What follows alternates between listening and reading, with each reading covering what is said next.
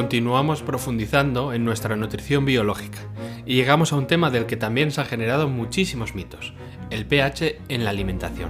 Todo el tema de dietas alcalinas, dietas anticáncer y muchas otras concepciones que parten siempre de una premisa errónea y que por no considerar la biología en toda la ecuación acaban llegando a conclusiones que, si bien tienen parte de razón, cada vez se separan más del equilibrio biológico de la persona. Quédate a escuchar este episodio para entender qué papel juegan los alimentos ácidos y alcalinos en tu salud en el contexto de la biología. Te adelanto que un pequeño cambio de concepción hará, como el vuelo de una pequeña mariposa, que se genere todo un tornado que volará de un plumazo todas las concepciones erróneas sobre esta temática. Bienvenidos a Vida Biológica. Comenzamos.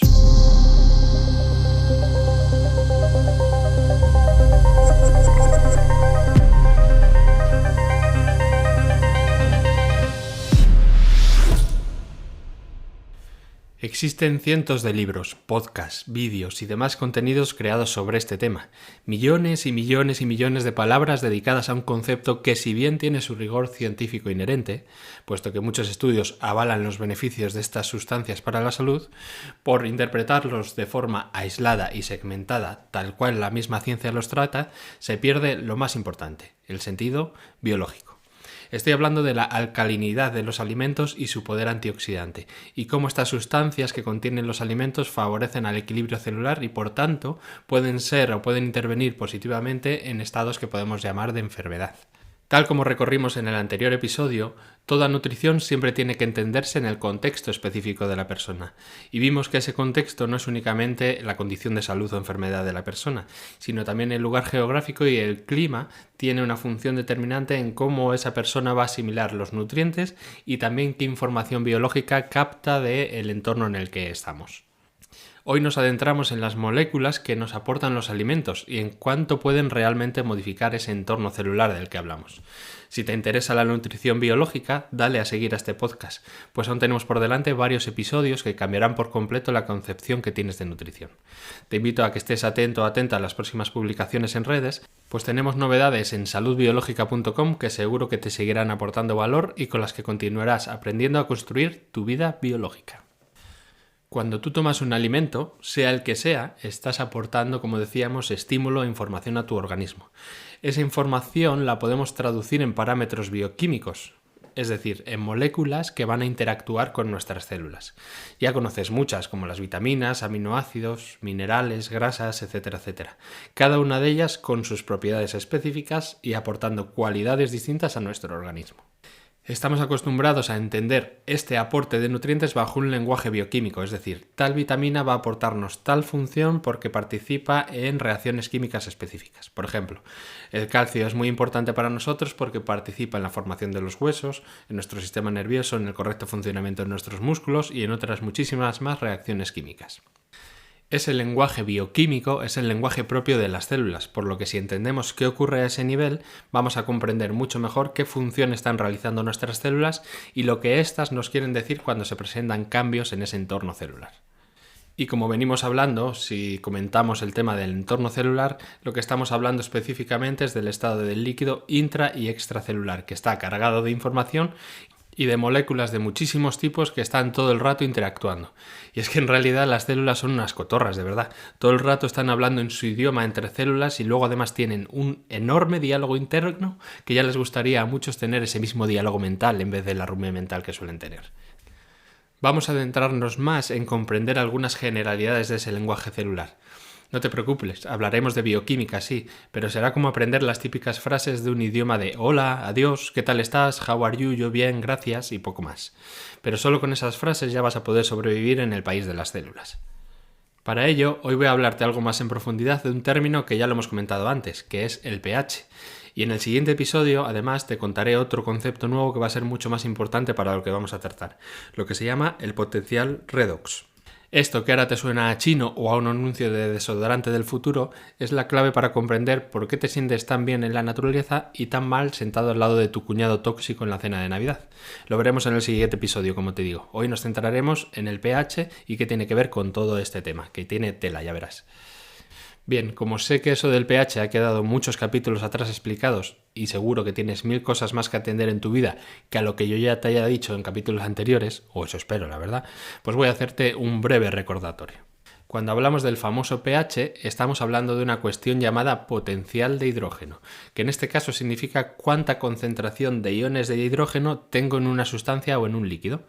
Dependiendo de la cantidad de iones de hidrógeno, esta sustancia o esta disolución será más ácida cuantos más iones de hidrógeno haya, o será más alcalina cuantos menos iones de hidrógeno haya. Esto se mide en una escala del 0 al 14. Cuanto más bajo sea el número, más ácido es esa sustancia o ese líquido. Y cuanto más alto sea el número, más alcalino. Se considera entonces un pH neutro en torno al 7. El caso es que esta es una condición muy importante para nuestro cuerpo. Por ejemplo, nuestra sangre conviene que esté más en torno a un pH neutro, cercano al 7,3, mientras que nuestro jugo gástrico, que hemos hablado en anteriores episodios, debería estar en torno al 2, mucho más ácido, como ves. Te he mencionado muchas veces a lo largo de los episodios anteriores que este pH es uno de los condicionantes más importantes de nuestro terreno, es decir, de nuestras células. Si hay una variación importante de pH en cualquiera de nuestros sistemas celulares, muchas reacciones no van a poder darse. Sería como que de repente tu vecino se pusiera a hablarte en polaco, dando voces además. No le vas a entender ni papa y no vais a llegar nunca a ningún acuerdo. Pues eso pasa en las células si hay cambios drásticos de pH. No se entienden entre ellas porque no pueden enviar con naturalidad sus mensajes. Y no te digo nada del caos interno que se genera dentro de la célula. Por ello, hay sistemas diseñados para evitar que esto ocurra de forma descontrolada. A estos sistemas se le llaman sistemas tampón, que lo que hacen es neutralizar ese cambio que se produzca a nivel celular. Si se torna, por ejemplo, demasiado ácido, se lleva a cabo reacciones químicas más alcalinas para equilibrar ese pH y viceversa. Pero también hay otros dos sistemas principales que van a ayudar a equilibrar cuando se produce un desequilibrio de acidez o alcalinidad. Uno es la respiración. A través de la captación de oxígeno y la expulsión de CO2 regulamos nuestros niveles de pH del organismo. Es uno de los motivos por el que funciona tan bien que respires profundamente cuando tienes al lado a tu cuñado tóxico, ese que te enerva la sangre. Cuando decimos te enerva la sangre, una de las cosas que está pasando en la sangre es que se acidifica rápidamente y tú con la respiración consigues expulsar parte de esa acidez, además de que te relaja. Otro sistema, y probablemente el más eficaz que hay en realidad, es el que realiza tus riñones eliminando iones específicos a través de la orina para equilibrar con más eficacia todo tu terreno interno. Como ves, esto del pH es una condición que el cuerpo tiene muy controlada. Si algo lo tiene que controlar tanto el cuerpo es porque realmente es vital para la supervivencia, si no, no gastaría tanta energía en ello. Ahora, te pregunto, si es algo tan vital, ¿crees que tu biología va a permitir que tu pH cambie con cuestiones externas tan fácilmente?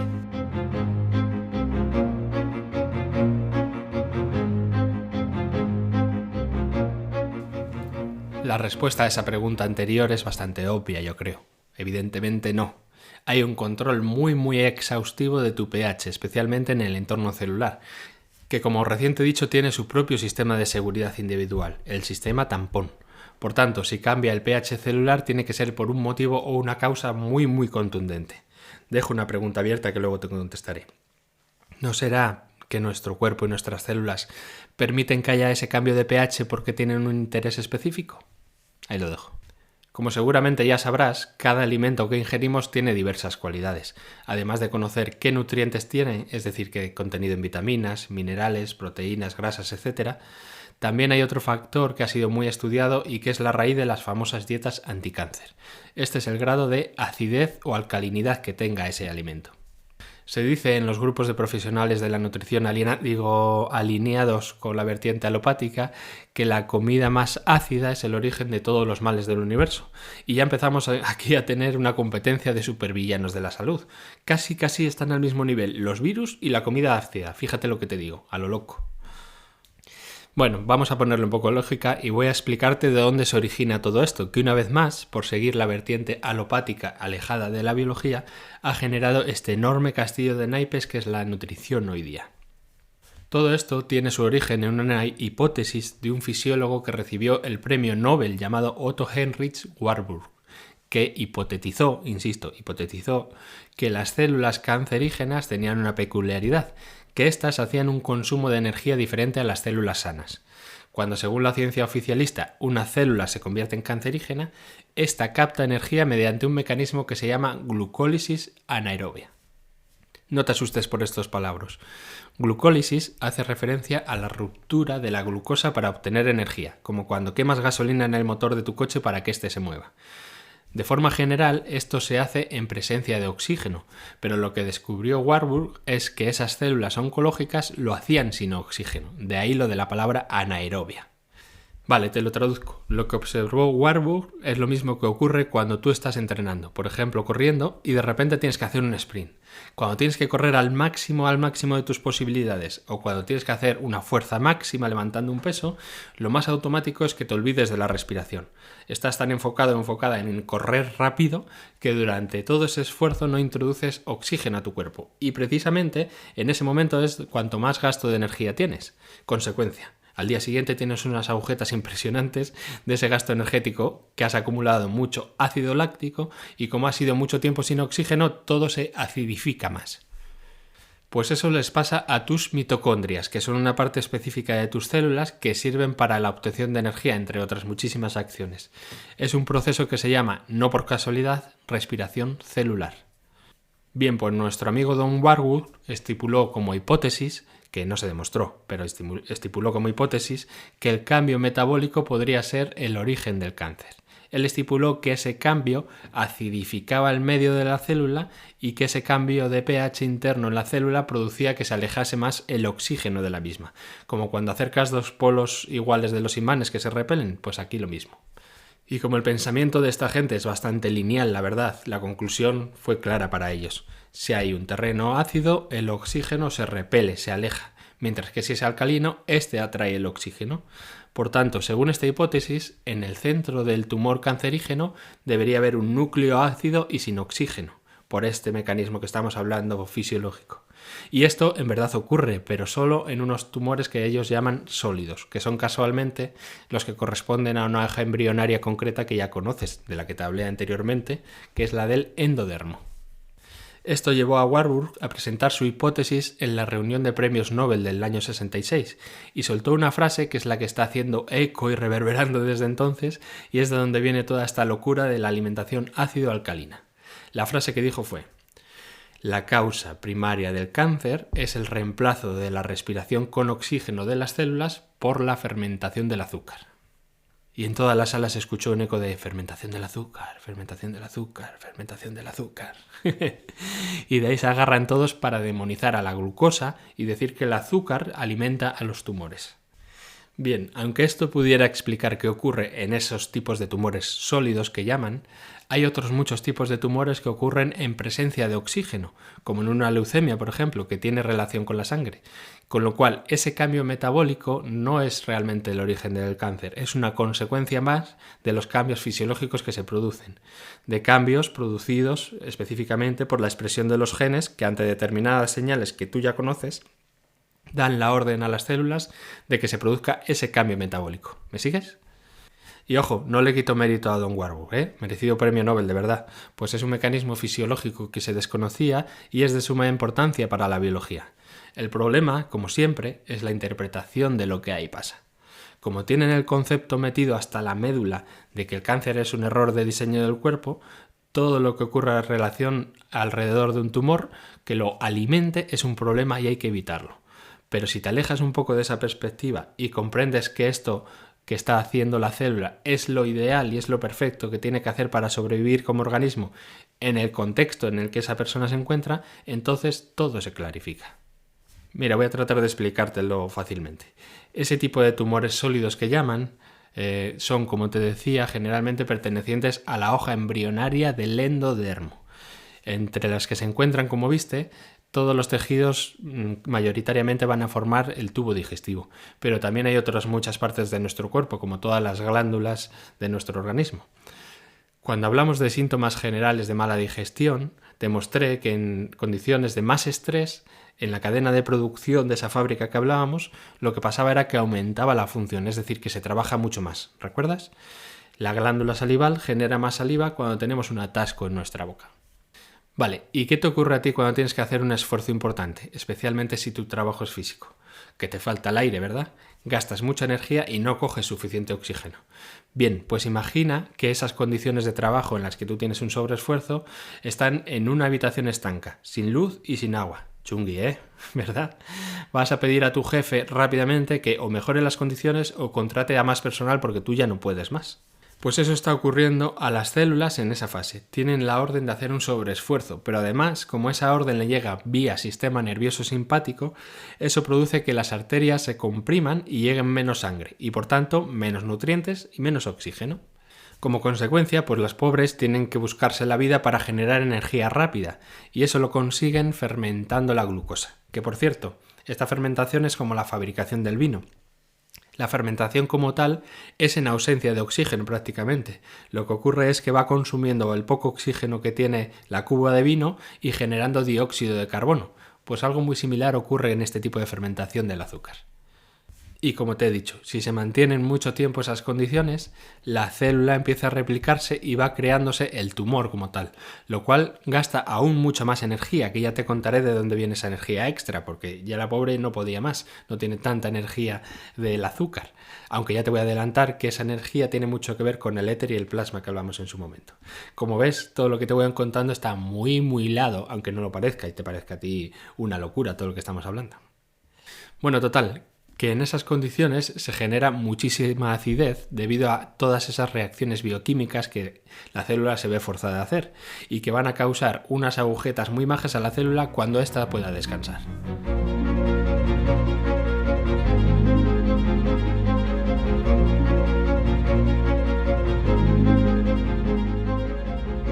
Estoy seguro de que si has entendido bien la analogía que te he hecho ahora entre esa fisiología celular y tú cuando haces un esfuerzo físico intenso, al menos entenderás como razonable que esas pobres células se comporten así, ¿verdad? Es bastante lógico.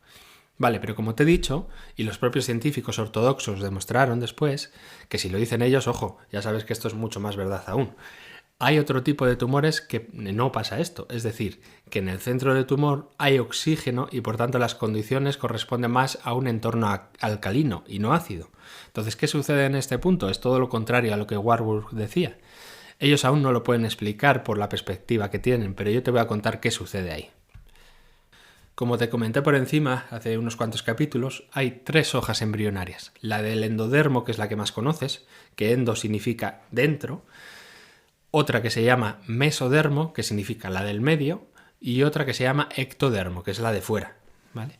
No te la complico mucho, no te preocupes, pero ese mesodermo, que es la del medio, la hoja del medio, llega un momento en la evolución del feto que se divide en 2, y una de esa parte, que sería la nueva, se comporta como el ectodermo, y la otra parte, que se llama la antigua, se comporta como el endodermo. Ya te lo explicaré con más calma cuando lleguemos a ese punto.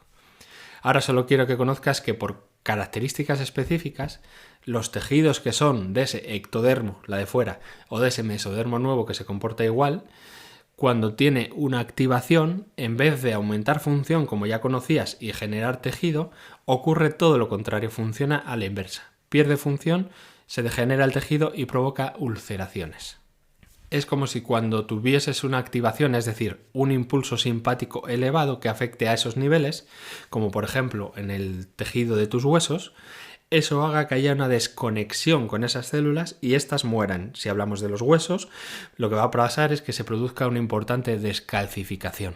Si hablamos de la piel, por ejemplo, una ulceración en la piel, y así con todos los tejidos que pertenezcan a estas hojas embrionarias que te acabo de mencionar. Bueno, a lo que vamos. Resulta que estos tejidos, en la fase de solución, es decir, con la activación parasimpática, van a reparar esa úlcera y por tanto van a crear el tejido después de la fase activa, es decir, en la fase de solución. Es como cuando tú te haces una herida y después se tiene que generar la cicatriz. Pues aquí ocurre eso. Si esa cicatriz que se genera es demasiado grande o cuando hacen las pruebas médicas se está creando esa cicatriz, eso será diagnosticado como un tumor, un crecimiento anormal de células en el tejido que esté cicatrizando, entre comillas. Evidentemente es un proceso mucho más complejo que esto que te estoy contando, pero creo que así me entiendes mejor. Bueno, pues casualmente esos tumores que dicen que se forman en presencia de oxígeno son estos que te estoy mencionando. ¿Por qué pasa esto? Bueno, precisamente porque este crecimiento del tumor en este tipo de tejido se genera en la fase de solución, es decir, con presencia del parasimpático, con la orden del parasimpático, no como los anteriores que eran del simpático, ¿recuerdas? Entonces, ¿el parasimpático qué va a producir? Una dilatación de las arterias, esto aumenta el flujo sanguíneo, los nutrientes y el oxígeno que le llega a las células. Entonces, en este tipo de tumores, en el contexto celular, estas células serían como esas personas que tras haber sufrido una catástrofe les llega la subvención y la ayuda del gobierno, pero de las que le llega de verdad, no las que prometen la ayuda y no llega. Y gracias a esa subvención y esos recursos pueden reconstruir el área dañada por el terremoto, la inundación, el volcán o la catástrofe natural que sea. Mucho trabajo, sí, pero se hace con alegría porque está reconstruyendo tu hogar. ¿Cómo van a estar las células de ahí? Pues como esa típica escena de película de los años 70-80 que están los mineros trabajando y haciendo una performance musical total, haciendo los ritmos con el pico y pala y cantando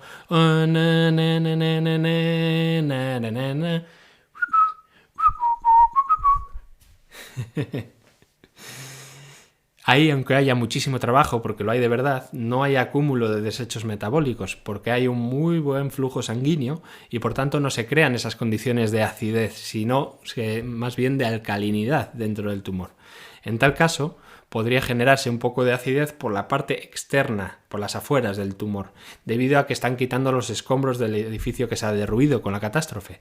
Y hasta que estos son eliminados, quedan en las calles externas, como cuando tienes el contenedor de obra que tienes delante de tu portal y lleva más de medio año allí y nadie ha pasado a recoger esos escombros. Pues aquí lo mismo. Bueno, pues Don Warburg ganó su premio Nobel estipulando este comportamiento entre las células, la acidez y la ausencia de oxígeno. Pero los propios científicos no tardaron en refutarlo al tratar de aplicar esa misma lógica en el tipo de tumores que llaman no sólidos. Por tanto, tu amigo Don Warburg, si bien hizo un descubrimiento muy importante, no consiguió demostrar su hipótesis de que esas condiciones generaban el cáncer en todos los casos. Pero como esto ya sabes que funciona como el teléfono escacharrado, que la gente oye campanas y no sabe de dónde viene, pues quedó en el inconsciente colectivo que un terreno ácido genera cáncer y otras muchas patologías. Y sobre todo, el mayor culpable de todo es la glucosa, que es malísima, y el azúcar. Por eso habrás escuchado la creencia de que el azúcar alimenta el tumor, como te decía. A partir de ese punto se empezó a estipular que si nosotros metemos mucho ácido en nuestro cuerpo, por ejemplo a través de la dieta, cambiamos el pH y eso da origen a muchas enfermedades modernas, entre las que se encuentra el cáncer. Sé que es un poco pronto para soltarte esta bomba, pero ahí vamos. Creo que si vas entendiendo todo lo que voy contándote en cada episodio, seguramente ya habrás llegado por ti mismo o por ti misma a una conclusión más o menos parecida. El cáncer no es un error de diseño. Es una respuesta adaptativa de nuestra biología ante las condiciones del medio. No se estropea nada, no se producen mutaciones genéticas al azar, no es hereditario, o al menos como lo entendemos, esa condición hereditaria. Es una respuesta fisiológica de una activación de una fisiología que llamamos especial porque únicamente se activa bajo esas circunstancias en concreto. Esto es lo que te vengo hablando desde el primer capítulo donde te presenté la biología, esa inteligencia que responde por nosotros. Un estímulo estresante a nivel biológico activa programas especiales de tus células a través del sistema nervioso simpático, y esto cambia la fisiología y el comportamiento de ese tejido, pero no por el estrés en sí, sino porque tiene una función biológica en concreta, tiene una función esa acción que se está haciendo. Si hablamos de nutrición como venimos haciendo, esa activación que va a producir esos programas será la de digerir, asimilar o excretar algo.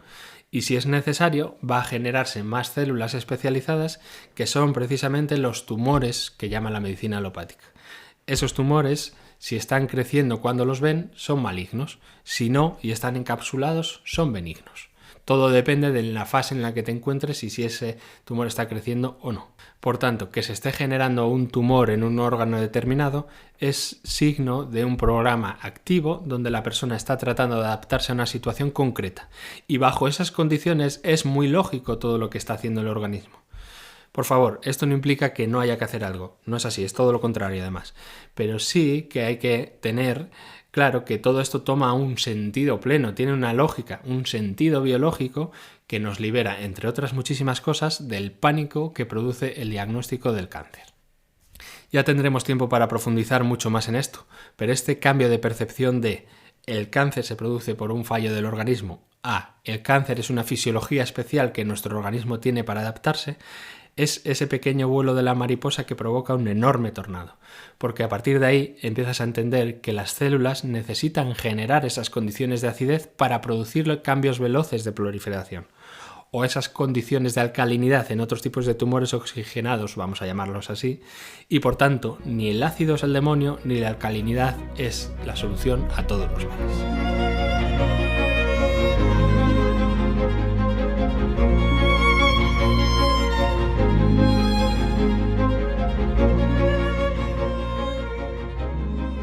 Vale. Ay, respiremos un poco. No vaya a ser que ahora te me pongas ácido por la falta de oxígeno y la liemos. Bien, el caso es que, como te decía al inicio del episodio, los profesionales que adscriben esto de la dieta alcalina contra el cáncer tienen cierta parte de razón, puesto que se ha visto que in vitro, es decir, en laboratorio, a unas células tumorales activas, si les pones condiciones artificiales de alcalinidad, cesan varias de las reacciones químicas que realizan y o bien cesan la reproducción celular, es decir, deja de reproducirse como un tumor, o esa velocidad de reproducción disminuye. Pero insisto, es en el tipo de células pertenecientes a esa hoja embrionaria que llamamos del endodermo o del mesodermo antiguo. Ahora bien, esas condiciones artificiales no se van a dar nunca jamás en el cuerpo, a no ser que externamente inyectes directamente sobre el tumor una sustancia, como por ejemplo se puede hacer con la ozonoterapia, que si bien actúa más a nivel de radicales libres, ya te contaré qué es eso exactamente, también es capaz de cambiar las condiciones del pH hacia una mayor alcalinidad, porque se trata básicamente de hacer llegar oxígeno y ozono a los tejidos. Pues a nivel de nutrición, tratan de hacer esto mismo con la alimentación alcalina, que básicamente se basa en eliminar de la dieta todos aquellos productos que sean más ácidos, como la comida chatarra, la bollería y los dulces, casi todos los pescados, los huevos, las frutas cítricas, el alcohol, en fin. Si pones dieta alcalina en internet tienes el listado completo, tanto de alimentos alcalinos o neutros, que en teoría son los que tendrías que alimentarte, como de los ácidos, que son los que tendrías que eliminar según esta dieta. Pero hay un pequeño gran problema, amigos. Se lo digo a esos profesionales que adscriben este tipo de nutrición. No puedes cambiar el pH con la alimentación. Nunca se ha demostrado tal cosa y ya os adelanto que es indemostrable en condiciones reales. No puede pasar, punto. Es imposible. Y soy tan tajante en esto porque he tenido contacto con muchos pacientes que siguiendo este tipo de alimentación de base han tenido cáncer. Y no han entendido por qué. Y eso les ha generado aún más frustración y más sensación de que no hay salida. Si incluso alimentando bien no me curo del cáncer, decían, pues ya sabes lo que viene. Ese peso te lleva indefectiblemente a la muerte porque tu percepción es que ni aun haciendo las cosas bien puedes sanarte. Por eso esto es tan serio y es tan necesario que lo comprendas bien.